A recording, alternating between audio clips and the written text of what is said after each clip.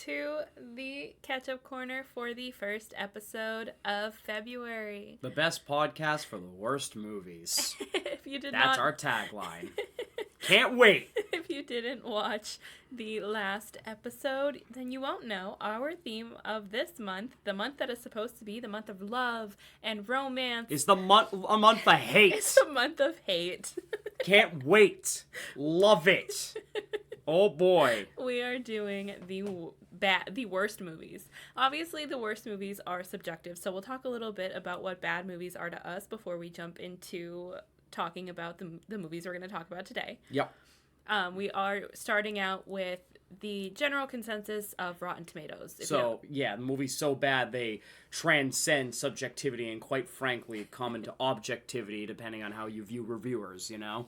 So, do with that as you will. Yeah, so we got a movie from every single, bad list. Yes, we did. On Rotten Tomatoes. We didn't necessarily do the number one worst on each list, because we wanted to still watch movies that we had on our radar and were at least a little bit interested in watching, even if we knew they were going to be bad. Yeah. So not all of these are the number one worst. Yeah. But it's not that big of a deal. I mean, also, if they're number one worst, I feel like it's the most obvious thing ever. Yeah. So, I guess going in between instead of just jumping to number one is a fun thing. Yeah. So, that's it. Okay. All right, so what do you consider a bad movie? I was going to let you start. You're the host. Honey, just... Ladies first. Honestly, I don't know. I tend to like a lot of bad movies. I know you do. But some of these are really bad. I don't think I knew what a bad movie was before going into this. Yeah. Okay. I just don't know how to rate movies, I think. Books I'm a little harsher on because I know what I'm looking for with books. That's your thing, yeah. Movies, I don't think I was as harsh before going into this. So we're seeing me discover really, really bad movies for the first time. So what do you consider bad movies now? Or are we going to answer that at the end of the podcast? I think we'll answer it at the end. Okay, so you came in with... This is still, so new to me. No expectations. Yeah. Great. All right, let me talk to you like I'm the World War II dictator of movies. Let's talk about that. Bad movies. Every movie has its flaws. There's no such thing as a perfect movie. Personally, if you ask me, I think anyone that very seriously uses a 10 out of 10 radius or a scale of 5 stars other than on Letterboxd, I think if you use a numbered spectrum to rate things, you are a couple brain cells short of educated, in my opinion. Because 5 stars, 10 out of 10 is a dangerously high precipice to put you on. And I acknowledge that, because that means a movie's perfect. And you always say that. When I'd say I give something 5 stars from a Letterboxd perspective, you're always like, wow. And I'm like, yeah, but it's not perfect. Oh no, I have no issues. I've given a lot of things 5 stars that aren't necessarily perfect. But you always get surprised, though. Because you're usually pretty... Okay, I don't get surprised... Yeah. Other than the fact that you're so critical about things. I never expect you to give something 5 stars unless I know it's, absolutely blown out of the park. Yeah. It's just surprising to me whenever you give something 5 stars. Not because I think, 5 stars is perfect, amazing. It's just, it's surprising coming from you. Oh, yeah. I mean, okay, yeah, I guess. All right. I'm the worst, I know. No, you're not. No, I'm the worst. Everyone in the media franchise world knows it. No, you're just critical, which is not a bad thing. Oh, Connor hates it. Connor hates it. He always jokes, but I really do think he means it when he's like, when you gonna have fun? Because I critiqued the Mario movie so harshly. But that's a fair critic. But also, I've harshly rated a lot of things that he likes, and I think it's more I feel like people see it as an attack when I critically rate things. I mean, it's not an attack.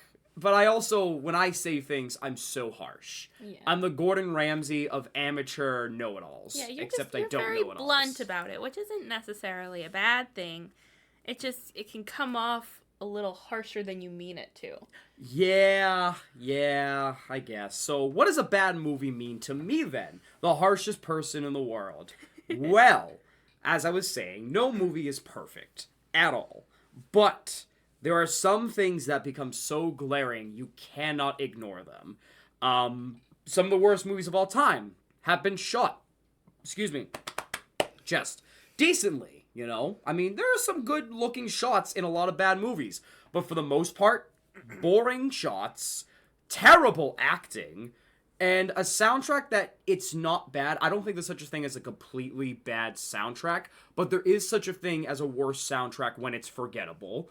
I don't think that matches, and I just think, you know, character development is dog shit, or I don't care about the characters. Whether it's they're all assholes in one case of this movie, they're misrepresented in another movie, or there's just no reason to root for them because they haven't gone through a proper character arc. There's no overarching thing. Now, that's a very basic way to describe what is a bad movie to me, but it's true. I mean, that's why I like, I guess hypothetically to put it out there, some Marvels more than others. You know, you hype up, to give an example of a good movie, you hype up things like, and again, this is an opinion type thing still, I know some people don't like this movie, No Way Home and Doctor Strange in the Multiverse of Madness. Like, yes, Wanda's character arc was butchered because they didn't watch WandaVision, and I think that started the downfall of why people despise Scarlet Witch, is because it's so different from how they set her up for WandaVision, which I get. Like, yes, that's a glaring issue, but overall, I don't mind it because the world building, the music, and Stephen Strange himself are really well handled together. And in the case of No Way Home, yes, it's nostalgia bait for the most part, but it's nostalgia bait that is pretty well handled and reaffirms Spider-Man's identity in the most basic way possible. Is it a rewatchable movie after the first initial shock? I don't think so. I do not think so. My coworker and I were talking about it the other day. Hi, Dan. But I don't think he knows about this podcast. But I really do believe that No Way Home loses replayability the more you watch, because it does become a typical movie at the end of the day. But it still is a good movie because it reaffirms its characters and gets some really good character arcs and growth going with a great soundtrack. And yes, some nostalgia is nice, obviously, even though I've critiqued that before. Now, on the flip side, Ant-Man Quantumania. Dog shit movie. Your big bad is defeated by fucking ants in 5 seconds, 1 round knockout before Ant-Man beats him. Nothing is happening. There's no character progression. In fact, there's character regression in some ways, especially your big bad in Kang that you were just hyping up. The soundtrack's forgettable. The world is so boring, and they butchered MODOK by making him literally the fucking guy from the first Ant-Man. I don't care about his name anymore, but because he's like that, I don't care. But to put it in simple terms for simple movies, I guess, for the general public, that's what I consider a bad movie compared to a good movie, is that either you establish something and you break those rules immediately and make it not worth it, a world I don't care about in the first place, or just, you know, terrible acting and terrible shots. Again, some movies have all the above, and that's my worst movie. Some of my worst movies is that they have all the above in some way. Now that's different though from a so bad it's good movie where it's laughably redeemable, which some of these are in some way, but they still suck on a critical scale. So that being said, what are we doing? All right, so we have 5 movies here. Yeah. We'll go through them one by one, obviously. Do we want to do them in order that we watched them, or in order from best to worst? I actually don't know. What do you, best to worst as in, like, what you thought? Yeah. Okay, we'll do that. Okay. Oh, wait, we should wait. Shut the fuck up for a second. We gotta tell him your challenge, speaking of swearing.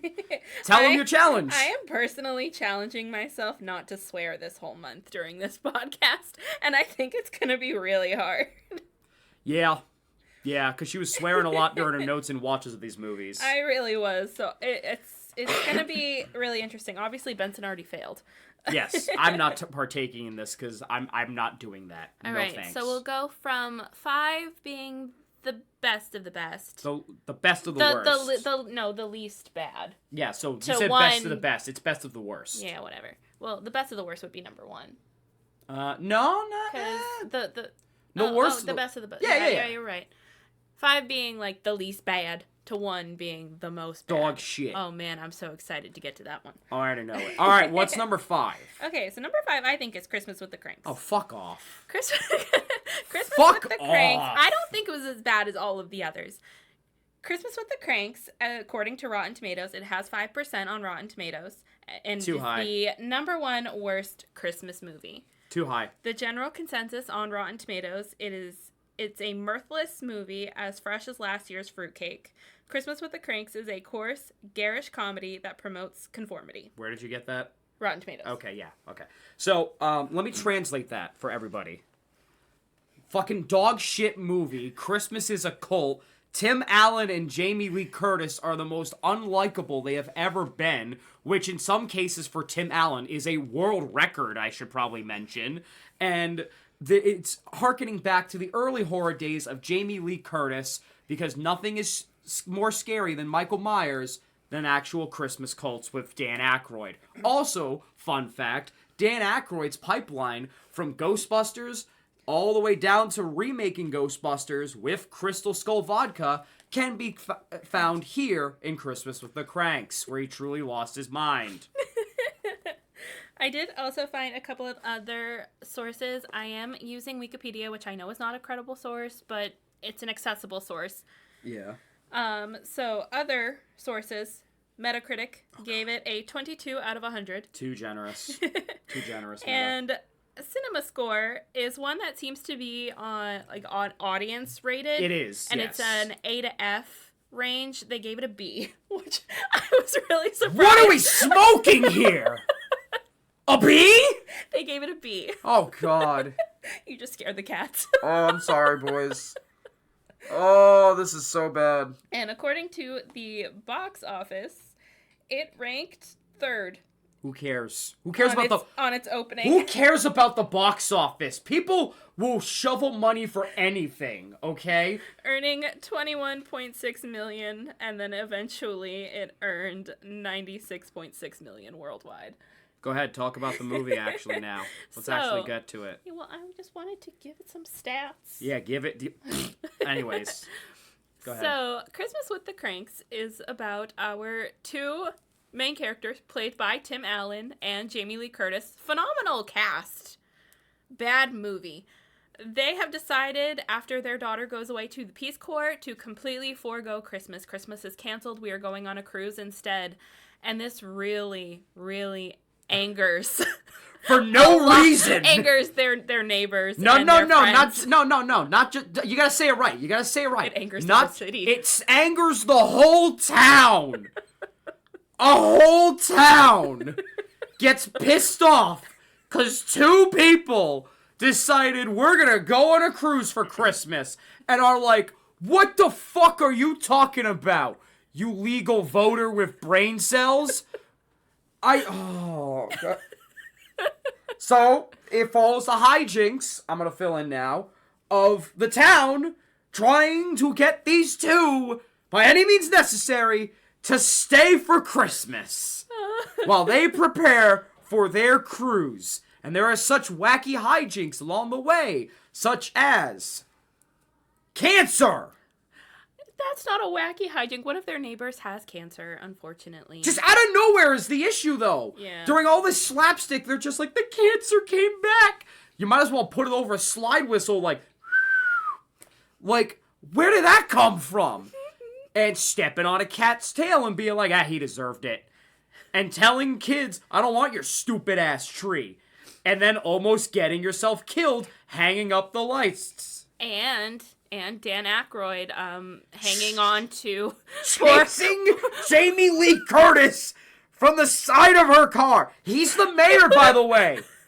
He's the mayor! His gloves literally get stuck in her window because he's chasing her down to hang up her Frosty. Okay, it's not the best movie. It's not my go-to Christmas movie, in all honesty. But it's not awful. It does have a good soundtrack. It does have a good soundtrack? It borrows from better artists! It does have a good cast. It has a phenomenal cast. That don't want to be there. And it shows! But I think ultimately what's bad about it is obviously the message, because we go through 95% of the movie making it seem like Christmas is just capitalist. And literally the last 5% of the movie is where we get the message of Christmas is supposed to be about the ones that you love. And no joke, you can get a better message from Jim Carrey's Grinch. Yeah. I'm sorry to say it, okay? You can get it from those penis nosed who's. Okay? This, you know what? I'm gonna talk about this. I'm angry now. All right, here we go. Listen, I'm not the biggest fan of Christmas because it's my birthday and I always have an existential crisis. Cool, whatever. Comes with the depression and anxiety. Get over it. Okay, listen. I find some joy in Christmas movies because, yeah, Christmas is about time with your family. The issue is that it's being treated as a capitalist holiday, not just by the main characters, but by the entire town as they engage in cult-like activity. Okay? That's the issue here. Nobody is likable because either they treat it like a throwaway gift or a cult. And then in the end, the big plot twist that changes the last 20 minutes of the movie is, wow, I met this cute guy. I'm coming back home for Christmas. And then they're like, what are we doing? And they get the whole town together to celebrate Christmas and get the house decorated for their daughter coming back. And let me tell you something. It is the most unearned resolution because you're letting the cult win. It's like rejecting everything MAGA does and then deciding because, like, your grandmother's coming back from retirement home, I gotta be Republican and straight again. And letting the cult win. Oh, no. You're letting them win. And then, just because he sees his family in the window, Tim Allen goes, maybe Christmas is about the family. You didn't earn that. You literally had a 5-second revelation, and then you were nice to your asshole neighbor for 5 seconds, and then went back to hating each other. Uh-huh. There's nothing redeemable about... Even Jamie Lee Curtis has no redeeming qualities in this. Like, even she has some moments where she's like a light, loony psychopath. And I love Jamie Lee Curtis, okay? She does a great job acting. Tim Allen, debatable. Very unredeemable person in many ways. And a lot of his roles, other than Buzz Lightyear, and even then early Buzz Lightyear falls into this, are terrible asshole-like qualities to some degree. This is the worst Tim Allen role ever. Like, nothing is earned. The Christmas message is not earned, and it's only earned because of Umbrella Santa Claus. His name is Marty. Marty the Umbrella Santa Claus. Okay? The umbrella salesman from the beginning of the movie is, surprise, the real Santa, driving it away in a convertible, pulled by reindeer. But it's just not good. It takes the Christmas message and it wants to really make you think, yeah, these guys are assholes, but they earn it at the end. They don't earn it. The only reason they let the cult win is for their daughter's sake and this guy that they had never met before and turns out to be a nice guy. And even then, they're apprehensive. Even throughout the party, Tim Allen's like, let's get out of here. We could still go. And Jamie Lee's like, well, she's the one trying to be the voice of reason, but even she's still debating it. They don't learn anything. There's no morality. Damn. Yeah. It has a bad message. And I think that is probably, to me personally, the worst part about this is it just doesn't have a good message. It literally just says Christmas is about consuming, which it's not. Like, I have loved Christmas all the time. Of course, I'm engaged to somebody whose birthday is on Christmas. Yeah. But I have always loved Christmas, and it's not just about the presents. I love giving people things for Christmas. That's my favorite part about it. I love the lights. I love just spending time with family. That's what Christmas is to me. That is not what Christmas is to this movie. This movie treats it like a cult. Yeah, in the most very unironic much way. so. It's kind of a Christmas horror movie. Yeah, it literally, you could play the Halloween, to quote JonTron, you could put the Halloween theme over Dan Aykroyd chasing Jamie Lee Curtis, and it would probably be a horror movie. Yeah. Like, unironically. Which is funny, because I think I was the one that introduced you to this movie. Yeah. And also... Me and JonTron. Yes, you and JonTron. And fun fact, by the way, might I point out, okay? I never want to see Jamie Lee Curtis in a bikini like that again. She doesn't have an awful body. No, she doesn't. I think it was too small for her. She doesn't, but they made it such a weird joke after she went through the whole final girl sexualization in her life. That is my grandmother. Oh, yeah. That is my grandmother, okay? you will not disrespect my grandmother like that. Like, literally, it's such a weird movie that sexualizes Jamie Lee Curtis especially, because there's, like, a running joke for the first 10 minutes where there's, like, the whole thing about sex is it's not even Saturday night.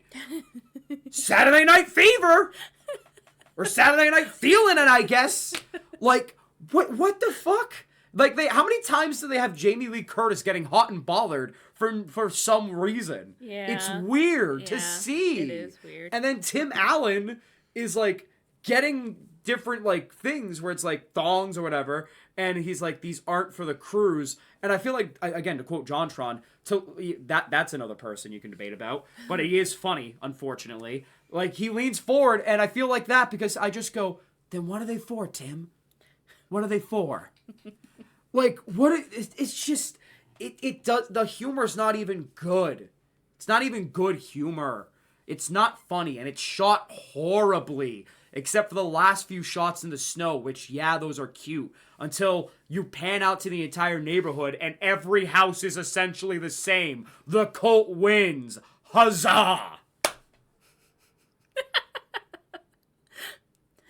Were there any redeeming qualities about this movie? No! Nothing? Even the whole trying to be nice for the neighbor that has cancer now thing is so weirdly misconstrued, because at the end, I get it's supposed to come off as endearing, but it looks like they genuinely mean it when they go, I still don't like you.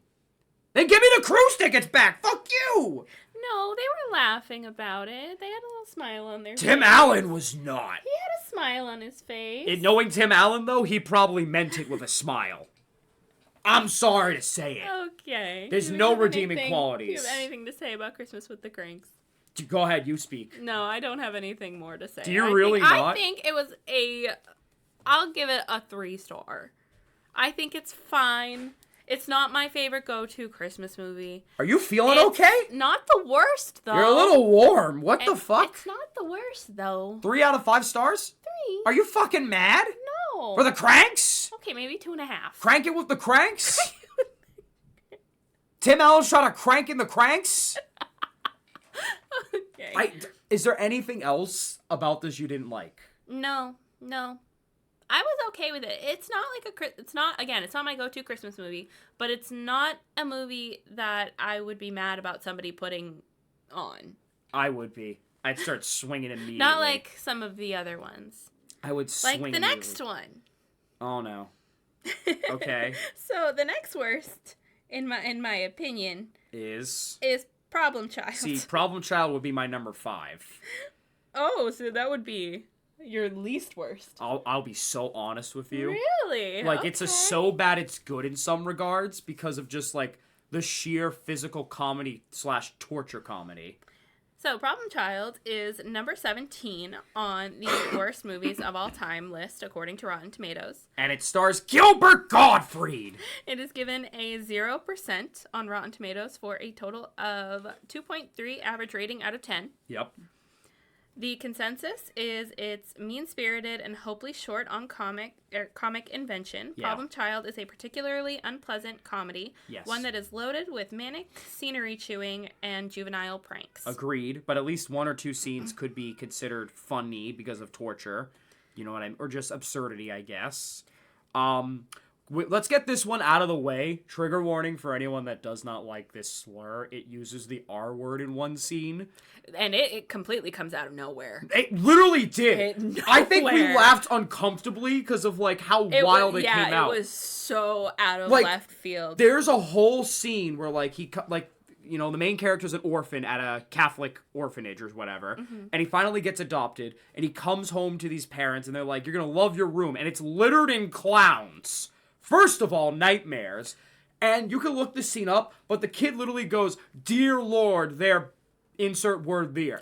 And I remember sitting up going, did he just say that? To be fair, this was 1990. Where it was more acceptable, yes, I know. Doesn't make it any better. Yeah, it was more acceptable. It was actually like the clinical term. It was, yes. It doesn't is make not it any acceptable now. Thank God. I think Does we can not agree make on it that. any better.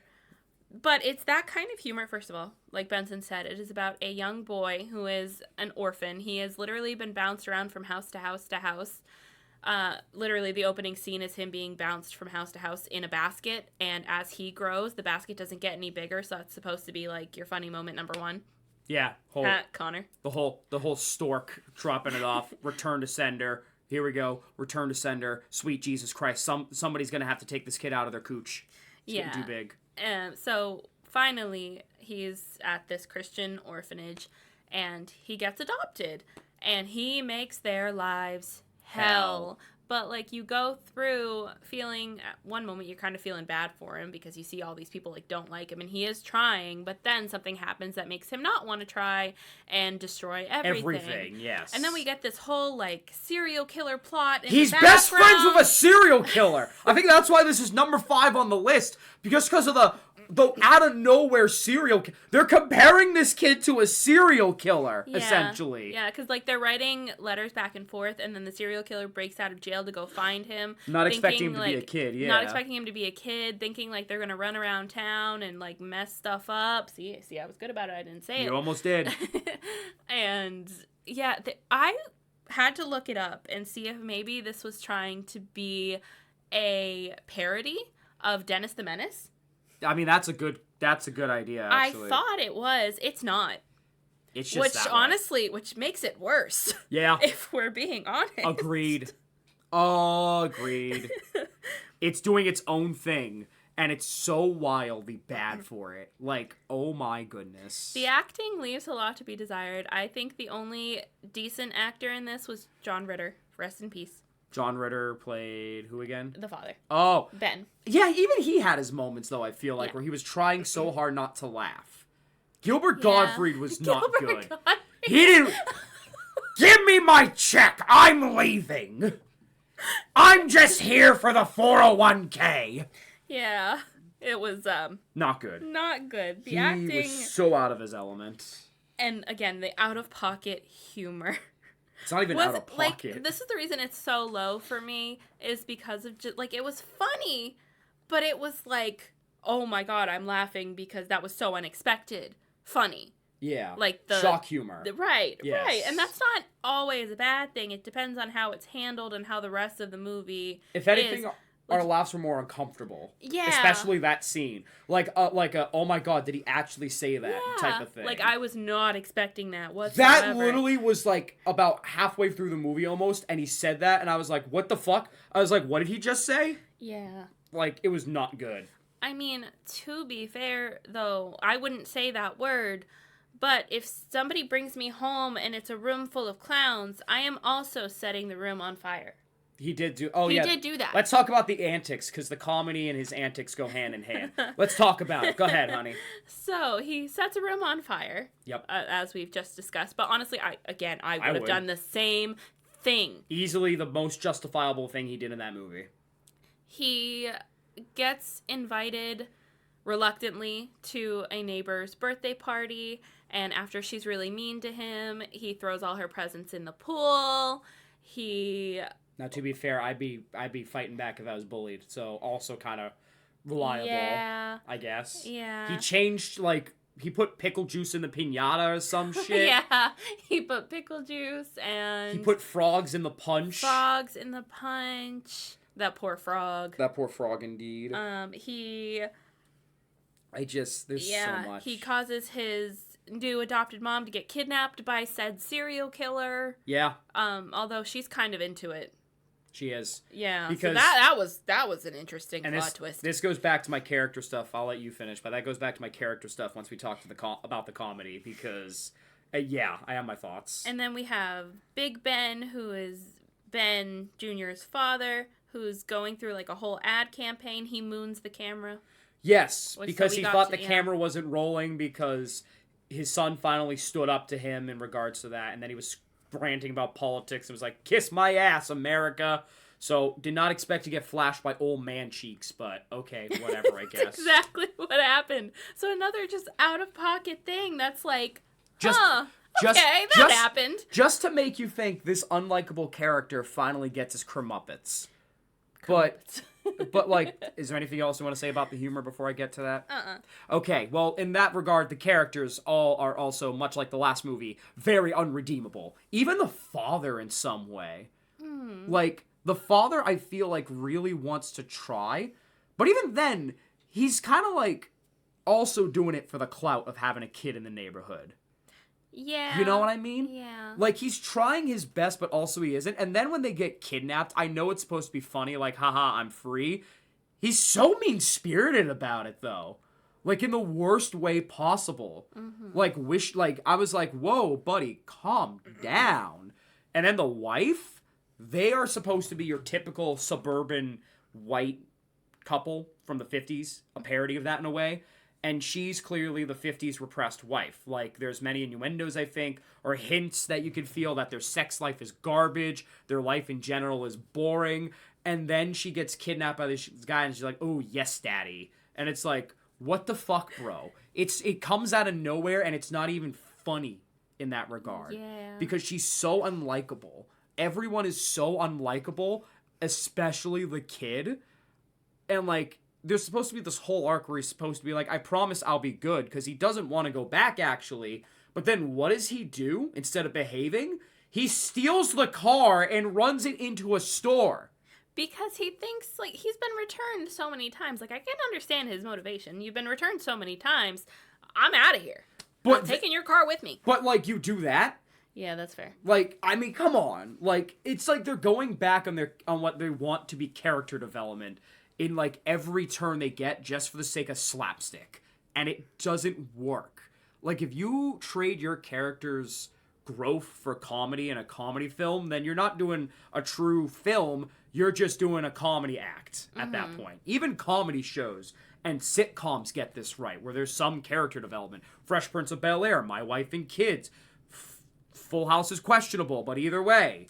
Like, they get some of it right in that regard, where characters do actually progress. Not the case here. By the end, we just started at square one. And that was it. And there's no redeeming quality. Like, killer's been captured again. Mother is stuck in a truck. How did she fit in that suitcase? I still think about it.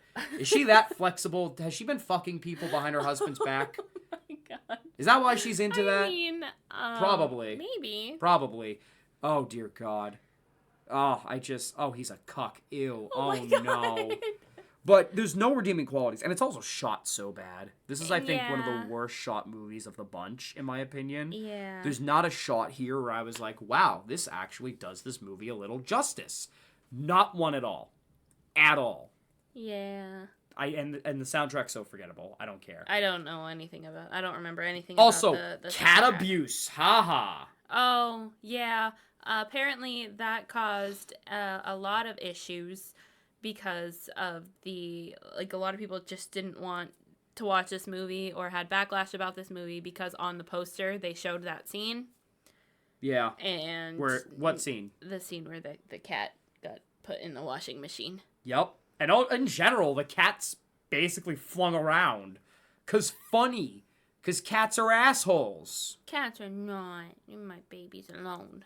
It's just so bad. It's so bad in that regard. There's no redeeming qualities to this one, but the reason it's higher than Christmas or the Kranks is that, yeah, there's no progression, but at least I enjoyed some weird out-of-pocket moments, albeit uncomfortably, and it got me to at least laugh somehow, I guess. Like, there's nothing good about this. And they made 2 sequels to this movie. I was gonna say, would you watch the sequel? No. No? Absolutely not. Not Especially even for this podcast? No. You can't make me. Especially because I think a lot of the cast doesn't return anyways. For a lot of them. Yeah. Except for Gilbert Gottfried. Because that 401k is speaking. Okay, we're done. Is there anything else you want to say about this movie? No. I feel like this is we're at 33 minutes and this is an easy podcast. Yeah. Is there anything else you want to say about this? No. Apparently the second one is better, according to my I'm calling sister. cap. According to my sister, she said the second one is actually good. Okay, but we've established this. She likes bad movies. Unironically. Yeah. I don't know if I trust her. That is a totally I have fair trust assessment. issues. I love you, Sarah, to death, but I don't trust it. yeah, all. sometimes your recommendations Scare me. Master of disguise. almost made it here somehow, but we No, didn't. it actually almost made it on your list. But Yeah, it's garbage. I hate it. But I don't think there's anything else about this movie that I, like, care about, you know? Oh, yeah, agreed. So, what's next? Next is Kraven. Okay, can I be honest with you? Mm-hmm. This is number 4 for me. Okay. Can you explain Kraven and get to your thoughts first? I think this is a higher up on the worst because at least Problem Child made me laugh. Okay, that's fair. Kraven was really boring. Yes. So, Kraven is on the worst superhero movies list. It's number 20, which is actually pretty far down. Well, I mean, there's a lot of 90s and thousands movies that are worse, arguably. But again, we didn't want to jump to the most obvious. Rotten Tomato gave it a 15%. The consensus was... Wait, lower than Morbius, I think, right? Mm-hmm. Oh, yeah, wow. You got to do something bad. Jesus. The consensus was claiming no trophies with its rote story and shoddy special effects. Kraven the Hunter turns out to be a paper tiger. Mm-hmm. Yeah. It's bad. It's bad. I don't even think it was that bad. I can think, personally, of another movie that used these, like, bloody special effects that Aaron Taylor Johnson was in that did it a lot better. What? Bullet Train? Bullet Train. Oh! Yeah, Bullet Train's a banger. Banger movie. Sweet Lord, is it amazing. But I think between the effects and just a lot of the characters being one-dimensional, it was just a very boring 2-hour movie. It felt long. It felt very, very long. We sat through the extended cuts of Lord of the Rings in theaters. 4-hour movies in some cases. And I was never bored. They felt half the length. Exactly. That's what I wrote. Oh, you did. That's what I wrote. There it goes. Shit. You knocked your notebook over. Oh, no, I failed. Okay. You swore. He said She the did S-word. it. Yes. Oh, no. I'm so proud of you. You failed. It wasn't even about the movies either. Okay. What else about this movie? Talk to me more. Because okay, let's preface this.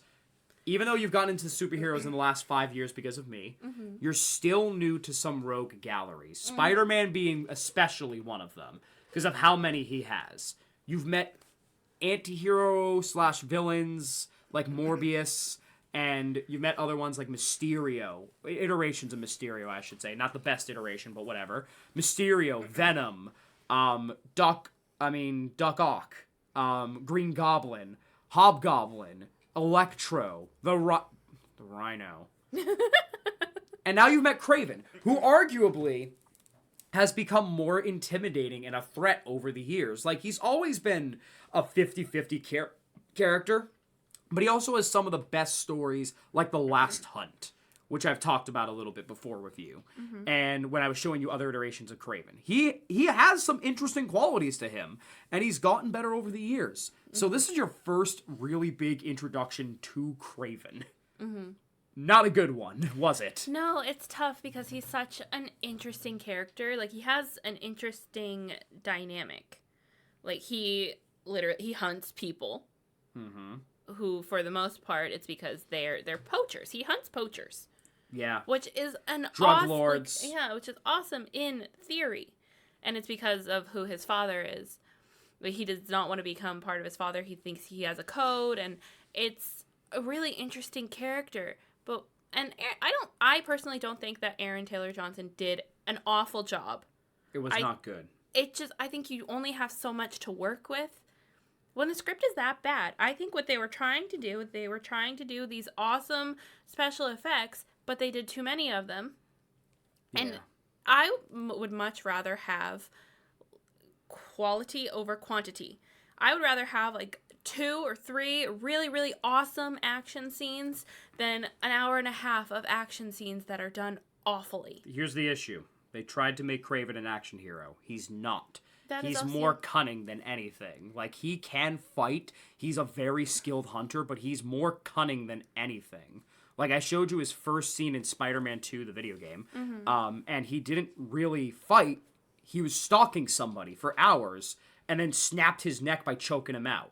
And was like, I was bored sitting in the darkness for hours and you didn't see me. You're pathetic. And he was bored.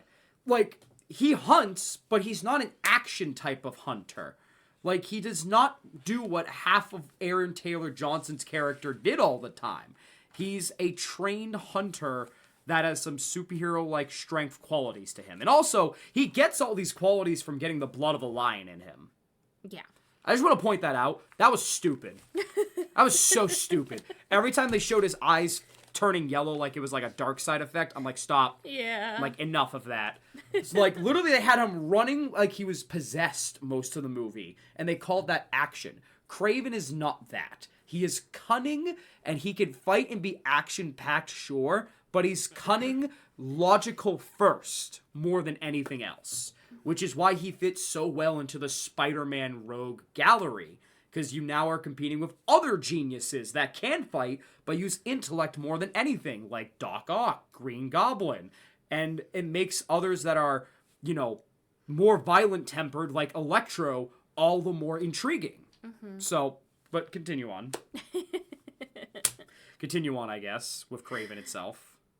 I don't have a lot to say about this, and that was because there's not a lot going on in the movie. Yeah. It's boring. It's one-dimensional. Calypso's character, she had a lot of promise. They barely used her. But they barely used her, and B, what they did use her for, it just felt like, oh, look at me, I'm not like other girls, like blah, blah, blah, which, like, there's nothing wrong with having a badass female character. But you gotta use her the right way, and they didn't. They didn't. And that's so disappointing. I kept forgetting she existed. And she doesn't want to be there for most of the time. And there's like this weird sexual tension, I feel like, between them that's never explored. Yeah, which I'm fine with. That's because weird. I know, I'm fine with it, though, because a female lead does not necessarily need to end up with the male main character. But it's still weird they hinted at it, though. Yeah. But... It's doesn't add anything to the plot. You could have subtracted it. And that's another thing, is unnecessary romances that we've talked about a lot. This didn't need to happen. I feel like half the dialogue could have been cut out in the second half if they stopped trying to, like, lip bite fuck each other, essentially. So, I don't know. And then, again, no other character really is likable in this movie. Yeah. Dimitri, not likable. Yeah, even Dimitri, like, he went from really, really, really, really, really whiny to an a-hole at the end of it. Both ends were bad. Like, it went from one extreme to the other. And then he became the Chameleon, another villain. Yeah. Which, yeah, you expect because that's how it is with this family. But it's like, whoa, where did that come from? And then... I don't even want to say their names. Just go over the other two fucking villains of this story. I don't want to say their names. Don't make me say it. Do I have to say it? What was his name? The Foreigner. The Foreigner. Who is a skilled assassin that uses optical illusions and assassin techniques in this movie. Again, another really cool concept. Not done well in this movie. Terrible. And then Benson's favorite. He got shot by Calypso. That's how he died. Benson's favorite. The Rhino. The Rhino. Yeah, we haven't seen a lot of really good iterations of the Rhino in media in recent years, have we? There's been 2 iterations in movies. This one and The Amazing Spider-Man 2, where it's just some bald-ass Russian guy in a fucking Rhino mech suit. Okay? I would rather take the Rhino mech suit than whatever this fucking shit was. The Rhino is a muscular psychopath trapped in a suit. Where is my super suit? Shut up! You take that away and make him become a shitty CGI Rhino, and you lose half of what makes the Rhino interesting.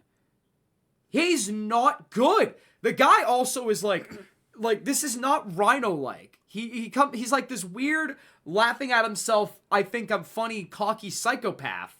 That's not the Rhino in many instances. What did you say when he died? Hemorrhoid! No, he looked like a hemorrhoid! You said hemorrhoid, and then you said a blowhole. Okay, because the way the Rhino works, I don't know if they really explained it and we just missed it, but we don't even know why he has Rhino qualities, for the most part. Like, he just explains, ooh, I got this serum, but we don't know all of it, okay? Mm-hmm. Let me put this out for you real quick.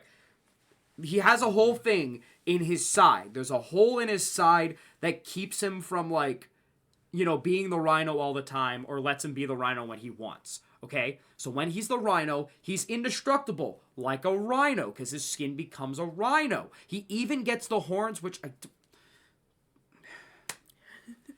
Don't know why he suddenly grows horns, but okay, because he's got to look like the Rhino somehow, I guess. But, just missed the whole point of the fucking character. I don't know, but Kraven's having a hard time beating his ass. So what does he do? Stabs him in the hole. Quite literally.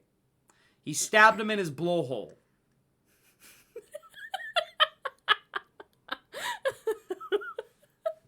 That's how he dies. In the fucking blowhole. You punctured the hemorrhoid. He's done. This is why I like watching really bad movies with Benson. I'm because so at least mad. I laugh from that. It's so forgettable. Literally the last half hour, we were like, how long is this going to be? We haven't even gotten to the final fight yet. And then 16 minutes passed and we still hadn't resolved the movie. Yeah. We had a year timeline skip. Oh my god. No one's redeemable in this movie. And I think this might be lower now. This might be number 3 on the list or 2. Because, oh my god, am I so mad about the Rhino specifically. Everyone's villain arc was butchered in this movie. It was made to be an action hero punk little bitch. And it it ruins it. And then they tried to, because they really wanted to make the cinematic Spider-Man universe, because Sony has the rights, they really tried so hard to connect this back to New York and Spider-Man. Why? Because the chameleon, Dimitri's like, yeah, I met this unorthodox doctor in New York. Take your pick. Take your fucking pick, witch doctor. Yeah? It's probably Dr. Connors, because, guess what? There's a lot of people talking about the mural of Spider-Man and Morbius that was suddenly taken out being Andrew Garfield's Spider-Man, and if that universe really was Andrew Garfield's, I'm telling you fucking now, that's Kurt Connors. Either that, or it's Tobey Maguire's, because Kurt Connors was there too, but he never became the Lizard, I'm pretty sure. So, they tried to tie it back somehow, and it doesn't work. And it's never gonna work, because they canceled, put on hold, whatever you call it, all movies after this. Kraven was so forgettably bad that it canceled everything. It did what Morbius couldn't do, and destroyed this failed attempt finally. We were gonna get El Muerto, which is a fucking wrestler villain, and that got canned. I'm so mad. The Rhino makes me so mad, especially because I love Spider-Man's Rogue Gallery so much. This makes me so mad because it misses the point, and then he gets the signature fur coat at the end after he lets his father die at a hunting thing, and then unsuccessfully confronts Dimitri. Like, you get the iconic Kraven-looking pose finally, and it's not worth it. So and then it leaves you the question, so is he really a villain now, or what? Yeah, and it does make me sad as a new fan, too, because I'm not seeing these characters at their prime, at their finest, because we're getting really bad movies with these characters in them. Origin stories. Really bad origin stories. Really, yeah. Yeah. Like, they're painting them more as heroes than anything else. Yeah, I mean, I'd say more like anti-heroes. I don't think they're trying to paint them as heroes. They are. Are they? Kraven. That's disgusting. Kraven, you look at Kraven and tell me that wasn't supposed to be like a hero. He's like a morally gray character. He's a character that you're supposed to root for. How are they? But he's not necessarily like a good person. He's killing drug lords and poachers. That's like hero quality. Yeah. And then there's like the whole questioning of the code with Dimitri where it's like, oh my god, are we really supposed to believe he's a hero? Eat gads, but it doesn't pay off. At all. And the soundtrack's forgettable. Yeah. Like, why does... Dimitri sings a song about changes, which was symbolism of him being the chameleon. Ha ha, but you're he's clever. Not actually singing it. You can tell. You can tell it's not his voice. That was very, very lip-synced. Oh, it was so bad. None of the actors wanted to be there, honestly. It was so bad. No, it is disappointing as a new fan. At this point, I would like to just read the comics. You should. Yeah, I should. Like, they were just European rednecks, it felt like, at some point, reading your notes. Oh, this is on, this is Winnie the Pooh. Oh, never mind. Sorry. So, on that note, we can move on. Anything else you want to say about Kraven? No. It's so easy to talk about because it's so forgettable. Yeah. And then what makes me mad is, like, the villain. Like, The Rhino should not be as badly executed in movies as he is. You're batting 0 for 2. How are you doing this bad? Even Green Goblin had a 50% success ratio with, James Franco's iteration, say what you will, and then The Amazing Spider-Man. Okay? You're batting 50% with that. You are batting 50% with Electro because Amazing Spider-Man 2 version sucked, but you redeem him, made him amazing in No Way Home. How are you batting this bad with the Rhino? Of all characters. The Rhino. Yeah. It should be that easy. I'm mad. Okay. What's next? The next one is Winnie the Pooh, Oh my Blood and God. Honey. Okay. This was number 13 on the worst horror movies list. Yeah. The critic consensus is literally just, oh bother. Yeah. And it has a 3% on Rotten Tomatoes.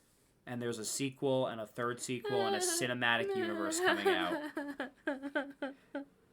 So, this movie was really bad. This one makes me Okay, sad. Winnie the Pooh is my comfort character. I knew going into this that I was going to have some issues with it, but I expected them to be, like, good issues, right? First 5 minutes, they ate Eeyore. They ate Eeyore?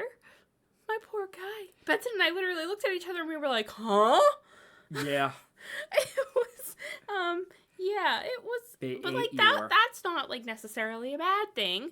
I mean, it's a bad thing. Why did but, you like, target the depressed animal? Wait a they minute. did that on purpose. That was so on It purpose. was so on purpose. So, Okay, so obviously this movie follows Winnie the Pooh. Years ago, Christopher Robin left them behind, and so they had to figure out how to survive on their own. And of course, that leads to them becoming evil animals who eat their friends and kill people who go into the 100-acre wood. yeah. And honestly, I think this movie might have been a little better if we were following Christopher Robin and his friends. We are following Christopher Robin for like 5 seconds. 5 seconds, and then just a random group of women. Yeah, just going into the 100-acre woods. Just because they want to have a cabin, like an Airbnb type shit. Because the main character, and I'm remembering this now because it was so forgettable, she had a fear of the woods. Yeah. Or fear of being alone or something like that because of a stalker that broke into her cabin. Yes. Which, where the fuck did that come from, might I add? What a payoff. Yeah. But- if you want to see every possible cliche in a horror movie other than Sex. The sex, which I was so ready to be mad for because we had 2 lesbians in this movie that I thought for sure they only made them lesbians to have that scene. Thankfully, they didn't. They put a spin on the sex thing because one of them was an Instagram/OnlyFan model. I'm pretty sure Yeah. more Instagram, but you could tell from those pics she was trying to show her boobs. Yeah. A lot. Yeah. A lot. But if you want to see every possible horror movie cliche other than that, watch this movie. Except it's boring. Except it's not good. There were a couple of cool scenes, I guess. but it was just not handled well. No. I mean The this acting, movie up. yeah, the acting was so bland. So boring. It was. I think it was some of these guys' first acting gigs too, if I remember reading correctly. Winnie boy. the Pooh. So I got through this movie for the most part with just dissociating the 2 main characters. So because it's just Pooh and Piglet, Yes. they felt more like men in masks, redneck men in masks, because they were wearing overalls, than actual Winnie the Pooh characters. Yeah. That's all. Like, they didn't even try with the costume design. I know it's low No. budget, but holy shit, was I know, that but bad. that was low budget. that was low budget, and it shows everywhere. The shots were so boring and uninteresting. Like, there was not a single shot where I was like, what is happening right now? I mean, there were a couple of scenes, but also literally That's different from first shots, kill. though. That's different from being shot well. Fair. The first kill we get, other than Christopher Robin's wife, is a girl getting her blouse taken off. And it's just like, of course, any excuse to have at least one of the characters naked on screen because Yeah, there was no importance to that, might I add. No importance. Pooh just wanted to look at tits. He wanted to smack roll some boobies or whatever. Scrumdiddlyuptious or whatever he says. I don't know. Like, and then Piglet was like, oh, dear. Oh, titties. I don't know. Oh, and let's talk about that. Like, the actually speaking parts, they don't talk. At all. At all throughout this. Because they swore an oath of silence. Except for one line. We gotta build up to that. We gotta build up to that, I feel like. Okay. Because, like, we gotta get back to that kill. Because, you know, blouse off, and then into the wood chipper. Yeah, into the freaking wood chipper. There's no point. Literally, and it's not, I don't even think he rips it off. I think her blouse gets stuck in the wood chipper, and that's what pulls it off. Yeah. Which is like, what? What's the How point? does that happen? It doesn't. It literally just happens for the effect of having at least one topless woman in this movie. That's fair. And, like, none of the characters were likable either in this movie. No, but I don't think you need to have I mean, like, you do and you don't. I think this movie was too quick. Not that I'm complaining, because I didn't want to watch any more of it. I arguably felt like it was taking forever. I don't think so. Like, I thought it was taking forever. I just think there needed to be more of an introduction to our characters, because why should I care about them? Who are they? Mm-hmm. Why do I care about this girl? Like, what's the point? Like, maybe if it had been Christopher Robin and Friends, I would have cared a little bit more, because we know the character of Christopher Robin. We know why we should care. He got kidnapped, and then they rescued him after halfway through the movie, and then he never returned until the last scene, where she gets rescued by him, ramming his car into Pooh Bear, and then he survives. Yeah. Like, and then we have Winnie the Pooh, Blood and Honey, too. Yeah, but, like, there's nothing redeemable about this with the characters. Like, yes, you don't need redeemable or likable characters, but if you're going to do that, you need to make it worth it, in my opinion. Like, some of the best movies that don't have likable characters make it to a point where it's interesting to watch their journey. It's not here. It's not. It felt like so boring, it was slogging, in my opinion. Like, even the kills weren't that interesting. Like, yeah, I kind of winced because practical effects make me wince sometimes. That's fair. But, like, it wasn't interesting. The kills weren't that interesting. Like, there wasn't anything that screamed, this is a Winnie the Pooh-like kill. And listen, there's a lot of bitching about a Winnie the Pooh horror movie. And let me get to the backstory. She only heard of it because of me, because I had heard of it online after Pooh became public domain. And, like, listen, I get it. It's a stupid concept. It's meant to be bad on purpose because it's a stupid horror movie. But to that point, it's taking itself seriously. And that's why it's genuinely bad instead of so bad it's good. Like, there's nothing in this that screams Winnie the Pooh but horror. Like, this literally could have been Jason throwing people into wood chippers or smashing their heads in. There's nothing creative about using the 100-acre woods for killing. Even Piglet, like, mauled someone to death, and it was so boring. Yeah, and there's really nothing to even say that this isn't just like a normal woods.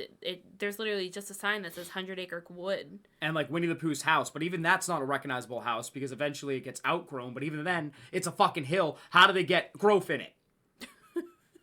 I'm just saying. Like, how did that happen? There's nothing here that, like, makes me think this could have been creative. It's just they put Winnie the Pooh in a serial killer outfit. He's licking his lips the whole time, by the way, which was disgusting. Like, he's smack-rolling honey, but it's also gross. Like, there's nothing interesting about this to me. Not even the kills were cool, in my opinion. I'm glad you found them cool, I guess. I found a couple of them cool, but I also don't watch a lot of horror. So I'm sure, like, these scenes have been done before in better movies. They could have been better kills if they were 100-acre wood flavored. Yeah. Like, to some degree, you know what? Drowner and honey. And also, can I just say something? Pooh becomes the god of bees? What? Like, there's a scene where they're fighting British rednecks. Literal rednecks. British rednecks. Hippie rednecks. Hippie rednecks. British hippie rednecks. A bunch of, like, fucking adjectives that you could put in a Mad Lib generator, and you still wouldn't get this. Like, there's a scene, several times I should mention there's scenes, where Pooh just suddenly is commanding bees do his bidding. Like, why? I was thinking to myself, what is he doing? Why is he walking away? And I'm watching the guy freak out, and I go, wait, that's a swarm of bees. Like, Pooh became the god of bees somewhere in this plot line. And I don't fucking get it. Like, there's stuff left unexplained on purpose. Yes, again, silly concept, I know, but it doesn't earn it.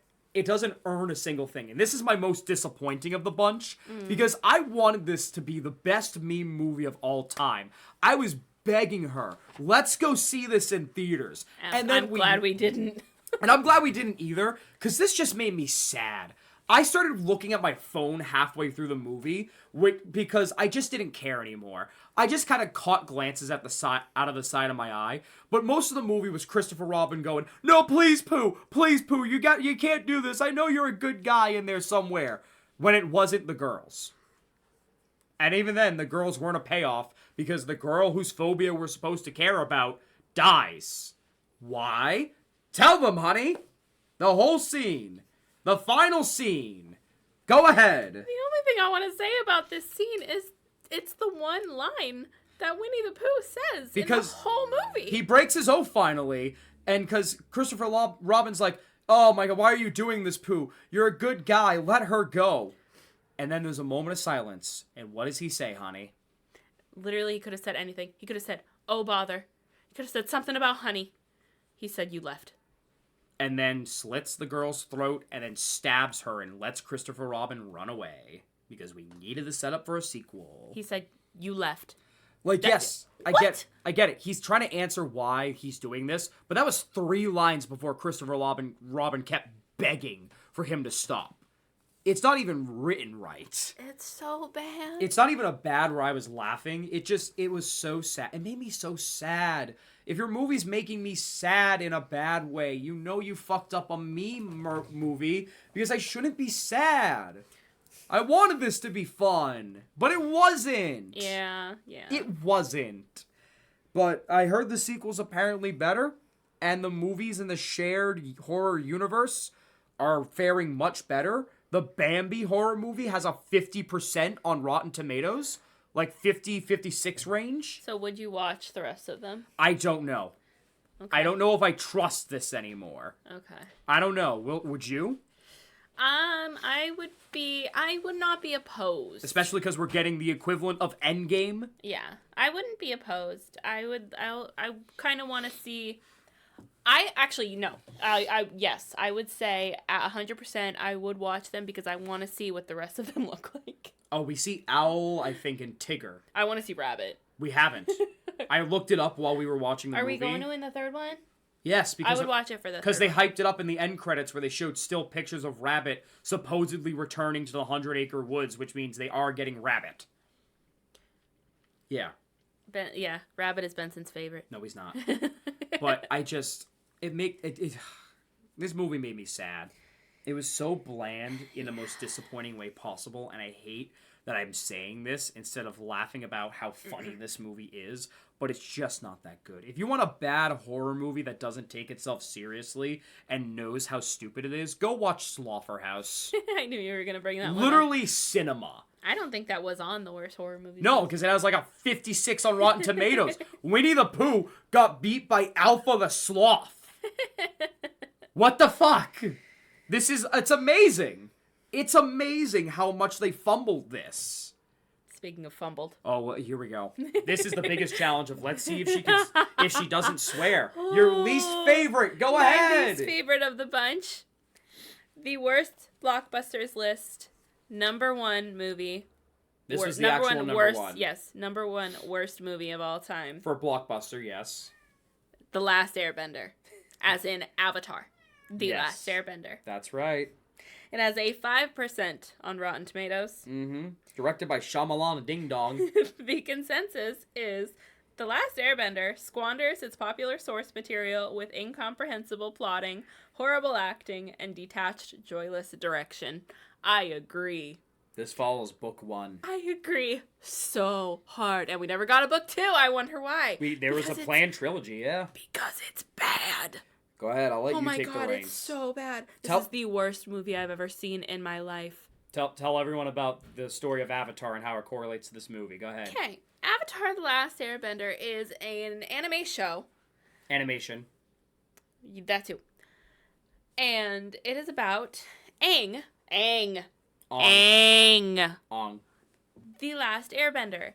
He went missing 100 years ago. And we open up with two siblings, Sokka and Katara. Cataracts. And they end up finding him. And so it is about him trying to master all four elements. Because he's the Avatar. And so he can defeat the Fire Nation. Fire Lord Ozai, yes. This movie ruined everything. This follows book 1. Tell them about how about you go through what book 1 is supposed to be, and then we'll fill the gaps in, honey. What does book 1 follow? Book 1 follows his journey of trying to master water. Mm-hmm. We're following him. I mean, it's been so long since I've seen the show. I'm not going to go into, like, too far details. Give the general logistic, yes. You do it. Should I? Yes, please. It's so easy, though. It is, but it's been a long time. But it literally just follows him mastering water, and they're trying to find a water master, and they go to the Northern Water Tribe, finally. There you go. Oh, that's what you wanted me to say? I wasn't sure what you were looking for there. No, that's literally, you can just say that. There's some side antics along the way that play importance into his mastering of the other elements and other important characters, but in a general sense, he's just trying to find a water master, and finally they go to the Northern Water Tribe. There you go. Okay, let's start with, like, the most basic thing that irritated the heck out of me. The butchering of their names. It's not Aang. It's Ong. Who is that? I don't know. It's not Iroh, who by far is my favorite character in all of Avatar The Last Airbender. His name is Iroh. What? It's not Sokka. It's Sokka. The only two names they got right are Katara and Zuko. I'm surprised they didn't call him something like Zaku. Are you okay? No! Okay, continue. Go ahead. Continue. I am just... They butchered the looks of Appa and Momo. Momo's eyes are, like, so big. They made him too much of an actual lemur. They made him a lemur. They literally made him too much of I don't even know what they did to Appa. I don't understand. He doesn't even sound right. He did nothing. He doesn't look right. He doesn't sound right. They leave out so many crucial, important characters. Should I go over that part, or do you want to sieve and talk about it? I don't want to sieve. Okay, I'll say it then. Here we go. Here's a speedrun of what they missed. Okay, never thought I'd say this in my life, but they missed out on the Great Divide. That would have been great to see. What else did they miss? Hey, you liked when they went to Kyoshi's Island, right? And they met the Kyoshi warriors? Well, how about instead of meeting those very important characters such as Suki? We all remember Suki, right? You don't? Oh, you'd be surprised. How about instead of going to see Suki or Suku, or Suikoden, instead of seeing Suki or Kyoshi, how about we go to this random Earth tribe, have an uprising, for no fucking reason, have a big payoff other than the Avatar is back, which we needed to figure out somehow to integrate that from the animation. And then we just go, hey, that's Kyoshi's statue. She would have been proud. She was a lover. You know, which also backtracks from the animated show because she fully admitted to a war crime, essentially. She possessed Aang and was like, yeah, I did it, so what, bitch? Like, she had no regrets, and they painted her as this peaceful person, much like Aang's supposed to be.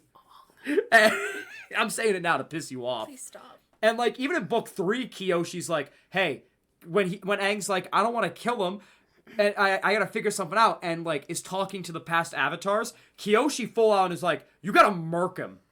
Literally air him out right now. Like, they painted her wrong, and she had only 5 seconds of a statue. The statue didn't even look like her. Who was that? Who was that lady? That wasn't Kyoshi. And didn't see Suki, who's very important. Yeah. No, Okay? Not just because He got his moon girlfriend. Oh, no. That's rough, buddy. But... But, like, Suki's not just important for later stories as well, but because she also is the epitome of what gets Sokka to not be as misogynistic and to actually be a good person, and starts his arc. Let's talk about that, too. Oh, here we go. Because not only did they butcher character names, they butchered character dynamics. I wasn't done saying the rest of book 1, but Sorry. go ahead. No, go ahead, please. I'm scared. I'm scared I'm scared and proud for once. Please continue. Please go ahead. They butchered character dynamics. Aang, yeah, he's a kid. They made him too much of a kid.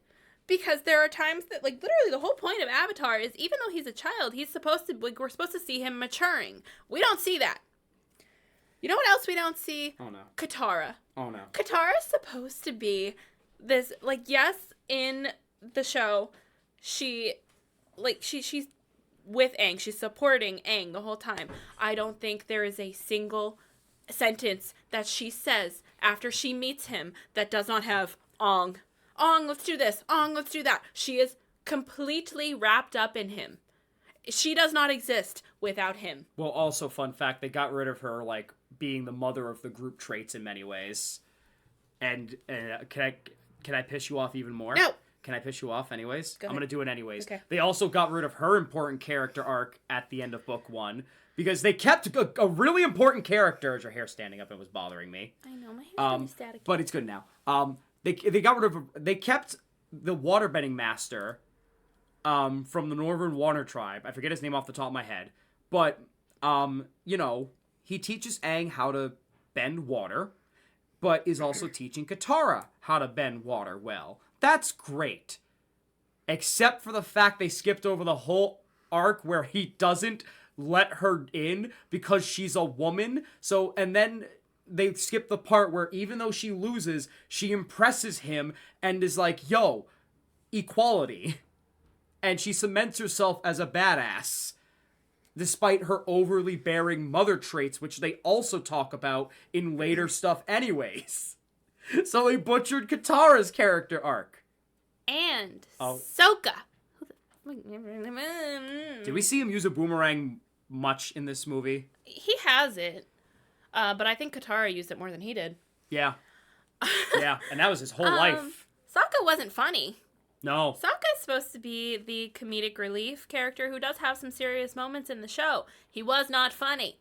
Yeah, he was kind of an asshole. He wasn't even, like, misogynistic. He was an asshole. Yeah. Just straight up told Katara, grabbing her hand, you can't leave. I get it. He's supposed to be the overprotective brother, but that's not who Sokka is. Completely. Completely. Like, he does have his moments, obviously, but, like, he's funny. Yeah. Like, he's stupid funny, but he's funny. I didn't laugh once. No. I was so mad. I was ready to shut this movie off the first 10 minutes. I looked at Benson and I was like, are we going to make it through this? Okay, let's talk about the biggest disrespectful character arc, or dishonor, speaking of honor. Zuko. Oh, no, that wasn't where I was going. Oh, Iroh? They did my boy wrong. Oh, Iroh, he wasn't chill. He wasn't chill. He wasn't great. He maybe sipped tea in 2 scenes, but never once did he really talk about tea. They did my boy wrong. The most we saw from the show was him going, yo, Zuko, you should get some bitches and relax for a minute, which was in book 2, by the way. Listen, nothing against Iroh in the show, right? Because I love him. He's my favorite character. But in the show, that man is high as a kite. He is the least serious character I have ever met. Until he gets actually serious. Until he needs to be serious. Until someone he loves is in danger. And you know what? He's deserved to not be serious, considering he was a war general that doesn't want to do war anymore. He's too serious in this one. Oh, dear He is not Iroh. And then Zuko. Okay, we can talk about Zuko. Oh, here we go. Here we go. Oh, my goodness. Zuko's like the moody teen, right? He's not whiny. He's so whiny in this movie. Mm-hmm. So whiny. Half of his lines are screaming. Oh my god, I can't stand him. He was screaming most lines. And like, of course, you're gonna find a really hard time finding somebody to encompass Zuko that's not Dante Bosco. Yes. But this guy, ain't it? I'm sure he's a very nice guy. You know, very nice dude. Chill, whatever. No, not for this role. Yeah. Also, can we talk about another misrepresentation of character arcs? The spirit world emphasis in this movie. Yeah. You want to talk about... There is a spirit world, okay? It is important. Yeah, another character they leave out. Oh, wait, can I say that one? Mm-hmm. So half of book one is also trying to find answers before starting to learn water. And, of course, that comes from the avatar before Aang, who is Zuko. Mm-hmm. Or not Zuko, sorry, Roku. Good old Roku. You know, like the TV. Let me tell you something.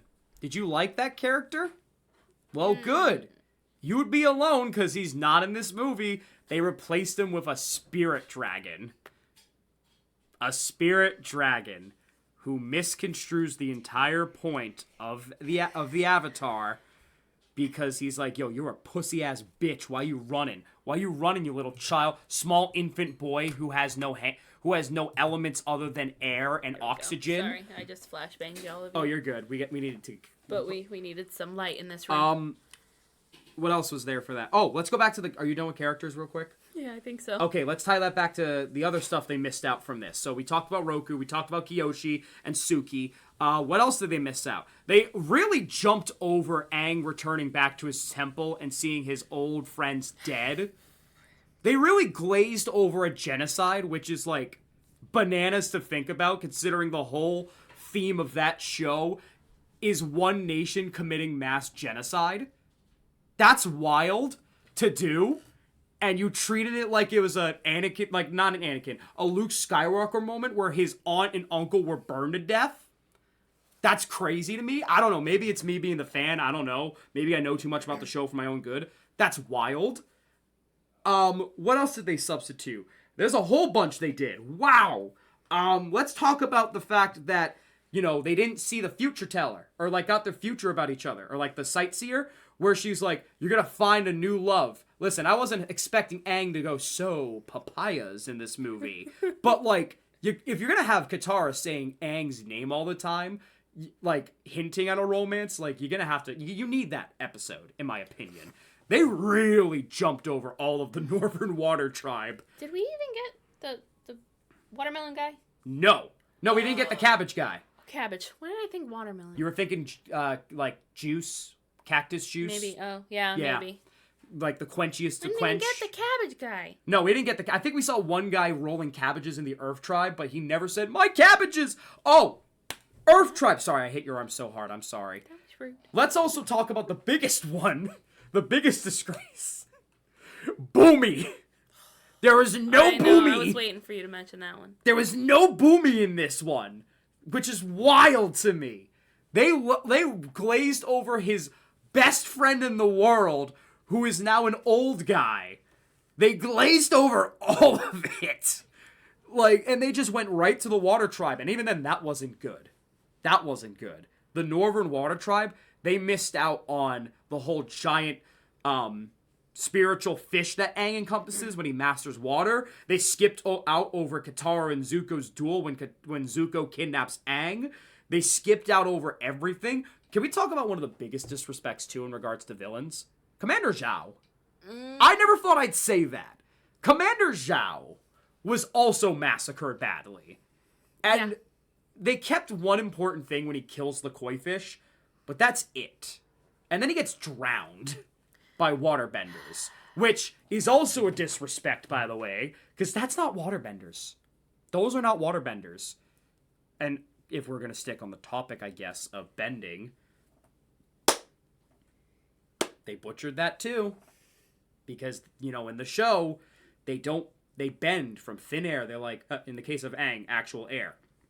You know, earthbenders could be like, oh, look at that. I got a piece of earth because the earth is everywhere. Woo! Waterbenders, water, obviously. Firebenders literally bend fire without the use of fire. There's not a moment in this fucking movie where they do not bend without a fire from a torch nearby. It's like an energy source. Yeah. That's so disrespectful. I know, and then there was a part, who was it? Was it Iroh? Yes. He's bending fire out of nowhere. Like, because that's what you're supposed to do! Because he's in tune with his chi. that was like, and she's important in the show, yes, but like they also misconstrued that because we see how important chi is in the show. Ty Lee can block chi, which blocks bending, but they really took it out of left field with this one, and also they overused the character in this book, might I add. Firelord Ozai. Yeah. They overused him. Although his outfit made him look more like Julius Caesar. I could not unsee Julius Caesar. Yeah, pretty much. And the only character they kept intact was Azula, because for 5 seconds she was a diva. Yeah. That's it. Also, Zuko's scar. There's no scar. Really, There's no scar. It's like scratches, though. It's like, not even a good scar. like, He looks like he got in a monkey fight. Literally, like scratches that would have healed. Yeah. Like, there's literally nothing to say, like, this scar has been with me since I was a little boy. Yeah. It's scratches. I feel like as fans of the show, it's so bad because it speedruns the lore without understanding why the lore is important. And I hate to say this, because I feel like we don't need a live-action Avatar show, which is happening right now, too, with Book 2. But you can't... This is not a show that is, like, movie-based. No. You can't make this a movie. Like, you speed ran so much without understanding the material. Also, randomly race swapping. Oh, yeah, that's a big thing that we didn't talk about. They randomly race swapped, like, the Water Tribe and... Actually, every tribe. Like... That's another huge thing. The whitewashing in this is not even funny. Like, the Water Tribe. The Water Tribe is not white. I just want to point that out. They are not entirely white, if at all. I don't think there's a single white waterbender that I can think of. The symbolism of the show is that the firebenders are typically the white people. Mm-hmm. They weren't here! Like, Shyamalan, what were we thinking with that? What were you trying to insinuate, buddy? That's a weird one, considering you're not white either. That's... Yeah, it's a tough... Yeah, tough time to be a fan. Like, I just want to point this out. Let's look up M. Night Shyamalan real quick, shall we? Can I just... M. Night Shyamalan. This is the man that made those decisions to race swap. Interesting. I feel like that was on purpose, though. Like, it was so blatant. Maybe he was trying to make, like, a commentary. I don't know. It didn't land. That was weird. Because then you're already taken away from the commentary of the original show. Which I don't think he watched. None of them, I think, watched. I don't think anybody that was creating this movie watched anything to do with this show. I saw a comment that I think put it best. It just seems like they read the synopsis on the Wikipedia page and ran with it. Which is why we also missed out on Zuko's original Agni Kai. Oh, Agni Ki. Agni Ki, honey. Thank you. Oh that's true. God. That's what they called it. Like, so bad. And also the soundtrack was not good. Not memorable. This is where I go back on my own statement, because the soundtrack was not even forgettable. It was not good and didn't match the show. Okay? No. Like, the creators did a really good job creating this show because they used a lot of Eastern instruments, because this is Eastern based, okay? So that's what makes the soundtrack so memorable. The closest we could have gotten to the original soundtrack was the Angelic Choir, and even then that sounded blockbuster choir more than, like, Eastern choir. Yeah. We didn't get any good soundtrack. And also, Appa was just literally a vessel, when he is more than that. I know. It does make you wonder if these movies were to have continued. What would happen? What would have happened? Like, what would have happened to Toph? Toph. Don't you say her name. What would have happened to Toph? Like, yeah, would Toph have been in it? A. Oh, she would have. Would we have gotten Secret Tunnel? I don't think so. No, we wouldn't I don't think so. No. Would we have gotten the Ember Island players? No. Which is important. Would Ty Lee and May be as good as they were? No. Especially because Zuko and May's relationship is so important. Would we have gotten the beach episode in the third book where they're celebrating their victory and Zuko's still unhappy? No. I didn't like anything about this movie. I don't think there are any redeemable qualities.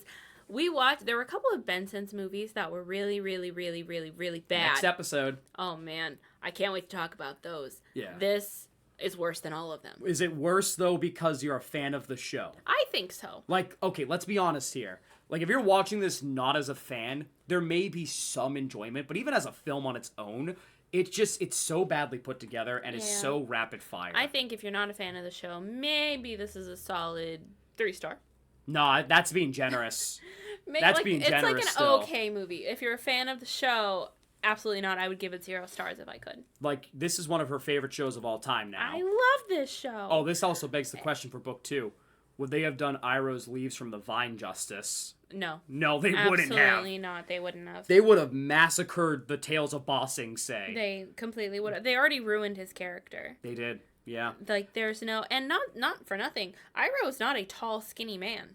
No. He's short, chunky. He's retired. He's short He's and a chunky. retired broski that is a peace lover. He's high as a kite. Yes. I'm just saying. There's some things in those tea leaves. They would have massacred Ba Sing Se, or as I will call it, Ba Sing She, or C. No, they said Ba Sing Se correctly. Did they actually? They did when Katara mentioned it. That's right. They Good said for Ba them. Sing Se correctly. Good for them. But yay. The worst movie of all time. It's so bland looking too.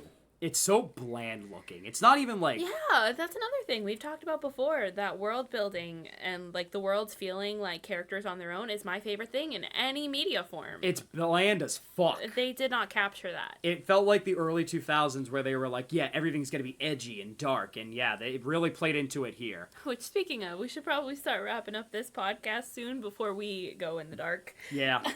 Anything else you want to say about this movie? No. At all? No, I think if I never have to talk about this movie again, it'll be too soon. And I feel like this is the worst threshold for anything Avatar related. Even Legend of Korra haters, who I don't agree with completely, have to agree this is probably the worst piece of Avatar media ever. Mm-hmm. I don't know, we haven't watched the Netflix one yet. I've heard mixed things, but from what I've seen, I don't think it's going to be good. Okay, It's definitely trying to capture the material more accurately. I don't think it's going to be good, though. I still am reserved.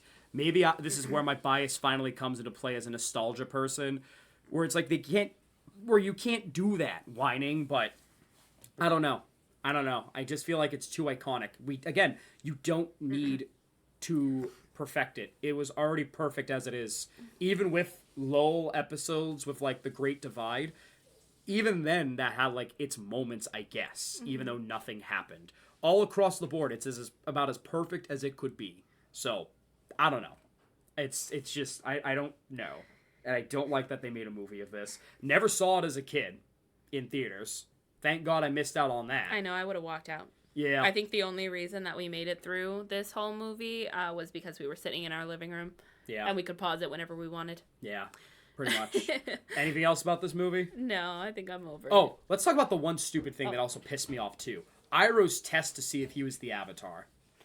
Oh, yeah. Was that in the show? No. I didn't remember it in the show. It is in... I don't think it was. It's in the Kyoshi books.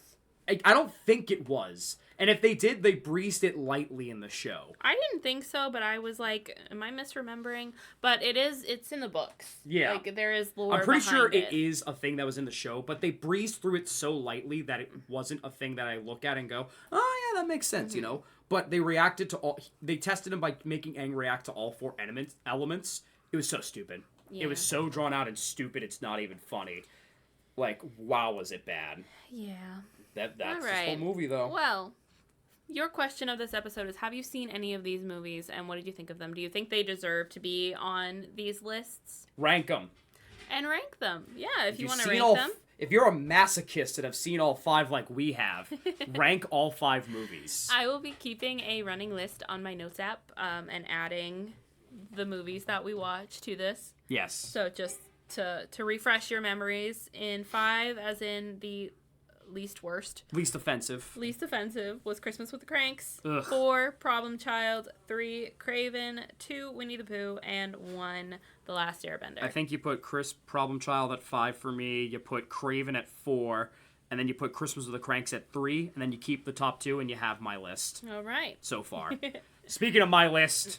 Yeah, and next time, if you are joining us, will be Benson's picks before we jump into having some of our special guests on the podcast. We're just going to stick close to home because this one's easy to get a hold of if I need them. Absolutely. And let me tell you, I'm very excited for my picks. I am too. I only need to watch one more before we record that episode. Not to brag to the rest of the group that has submitted their picks to be on this podcast, but I think I have the overall worst batch of movies. I don't see. I don't think anything you pick could be worse than The Last Airbender. Well, single-wise, yes. Overall yes. batch, I think I have the worst. Yeah. So I know my cinema, and I cannot wait. Well, you'll have to see. You'll have to check it out. Next, what are we filming? Next episode. Next episode. It'll probably be Friday, I think. Yes, next Friday. Good job, sweetie. You're doing All right, great. Thank you so much for hanging out with us in the Catch-Up Corner. We love you. We'll see you next time. Bye.